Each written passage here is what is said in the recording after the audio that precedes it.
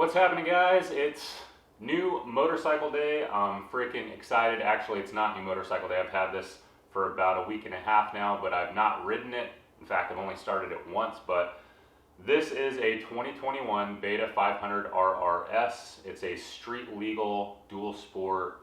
Basically, it's a dirt bike with a plate. I've always wanted a real true dual sport. I've got the KTM 790 Adventure R behind me, which is still probably the greatest motorcycle I've ever owned as far as being just as good on the street as it is off-road. It's really just a fun bike. But this is just a quick overview, why I bought Beta, why I bought this bike, what my plans are for it, how I plan to use it, that kind of thing. So let's start with why I went Beta. It's funny, I've had 3 KTMs, and I think even my first thought when you think of getting a 500cc dual sport motorcycle, I think we all think KTM naturally kind of right away.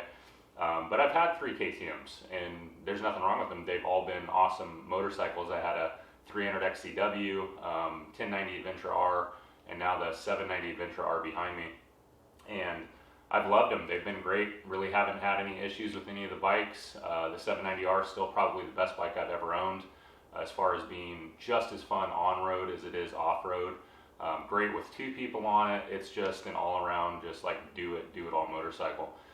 And I've loved that bike. I plan to keep it for a while. I don't know how long, but I don't see any future plans to get rid of it. But because I've had so many KTMs, I just really wanted to try something different. These motorcycles are kind of, they're obviously expensive when you buy them new. And I don't know, I wanted to get out of the box of constantly just going the orange brand and try somebody else. And Beta's been coming up through the ranks. If you've watched the online motorcycle reviews or read the magazine not ads, but published articles about the shootouts and stuff like that between motocross bikes and off-road and dual sport and all that kind of stuff. In the dual sport segment, Beta's been coming up quite a bit.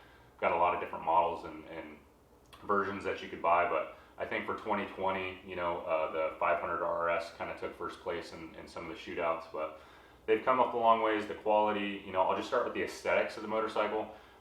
As far as just like, I think we all, when we buy stuff like this, cars, trucks, motorcycles, you got to be like, we all have to be visually attracted to something. Like first, right off the bat, it's got to look really good. And I got to say, I think personally, in my opinion, this dual sport, at least this 500 from Beta, it's beautiful. This is a beautiful motorcycle. When you compare it to, I think, the KTM and the Husky, Honda and everybody else, I think this thing's just like, it looks like a factory race bike. Like it doesn't leave you, like when you buy it and you look at it, it doesn't leave you like right off the bat wanting to upgrade things, kind of like I do with all my motorcycles. You start ripping stuff off and throwing mods on there right away. This bike doesn't make me feel like I want to do that right out of the box. In fact, I just plan to ride it stock in the beginning just to get a feel for how it is before I do anything to it. So aesthetics, I think it's visually, it's just beautiful. This is a 2021. And I'm glad it took forever to get it, but I'm glad I got this instead of the 22. They made some minor updates to the 22 model if you read, but I like the black forks and some of the aesthetics on this version that they went away from on the 2022 model. So outside of aesthetics, out of the box you get folding mirrors, which is really nice. I don't plan to take these off. I think they're going to do fine. I don't see any reason to upgrade them. Everybody knows they come with Trailtech Voyager GPSs from the factory, which is a really nice dash display, as well as having the GPS and all the map features and stuff in there. Although it's kind of basic compared to some of the more sophisticated stuff you can get, it comes with it from Beta. You don't have to throw it. So I'm not going to put a GPS on the bike. It's got it. It comes with a skid plate, which is nice. It did not come with these full wrap handguards. I threw these on there. I actually had bought these a couple of years ago, probably a year and a half ago for another project I didn't use them for, and they matched perfectly with this bike. So they're full wrap aluminum guards, and they look factory, had the right color shields on them. Outside of the skid plate, folding mirrors, the GPS, it's overall just really clean.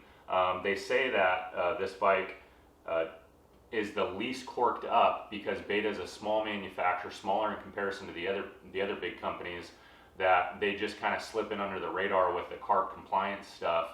And I've not ridden it yet, but the word is that This has the most kind of raw dirt bike feeling, uncorked, powerful kind of motor feel that you have to do a lot of mods to the other bikes right off the bat to get this feeling from Beta. So they're able to slip in under some of those things, and apparently this is going to be much more of a dirt bike feel. Coming from riding like a 450 motocross bike, I loved how violent, like the throttle's either on or off with those motorcycles. Makes horrible single track bikes or just woods riding bikes, but it was great for sand dunes and everything that I was doing with it.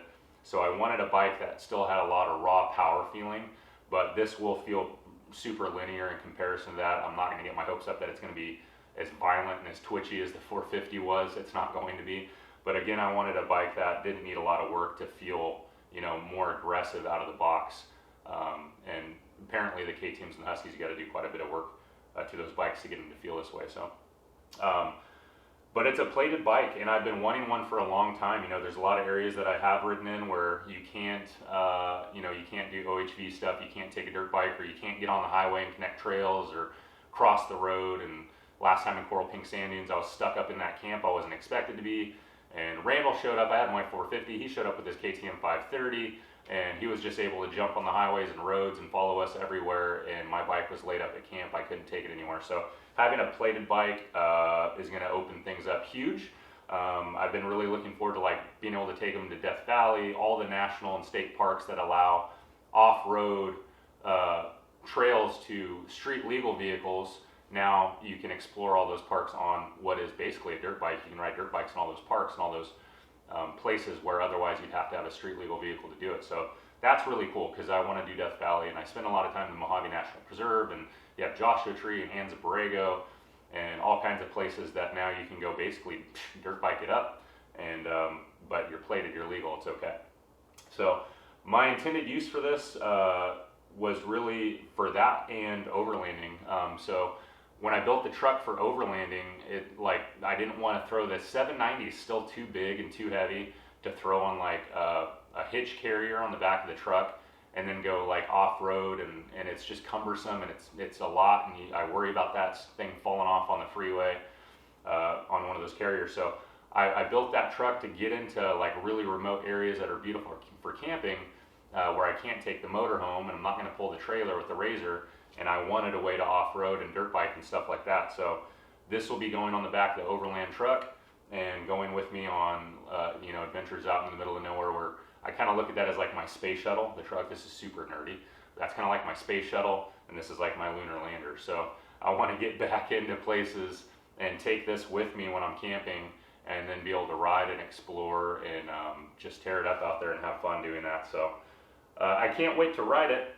This is just, again, an overview why I bought it and my plans for it, but we'll get an initial ride impressions here pretty soon, first ride, probably in a couple of weeks. Still editing footage from our Montana trip, so I'll have a couple more videos up from the Montana house that we stayed at, our day that we did a Razor ride, really beautiful up through the mountains, and camping on the way back home. And then we've got a couple more small trips. I've got a ride day planned with this that I'll video, and then we have another trip coming up later August, back to 6-day work week. So I got to plan out my weekends kind of 6 weeks out in advance. So, but anyways, thank you guys. Hang in there for lots of good footage with this. In fact, Randall bought the exact identical bike. We both bought the same bike. So we'll get some rides out together so we can kind of compare thoughts and impressions and ideas and feelings on how this bike performs. But it's beautiful. Absolutely can't wait to get out and rip it and see what it's all about. But excited. So thank you for tuning in. If you'd like, subscribe, stick around for more content on this bike, more overlanding.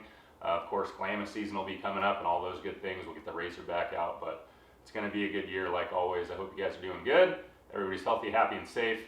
Guys, we'll catch you on the next video. Bye.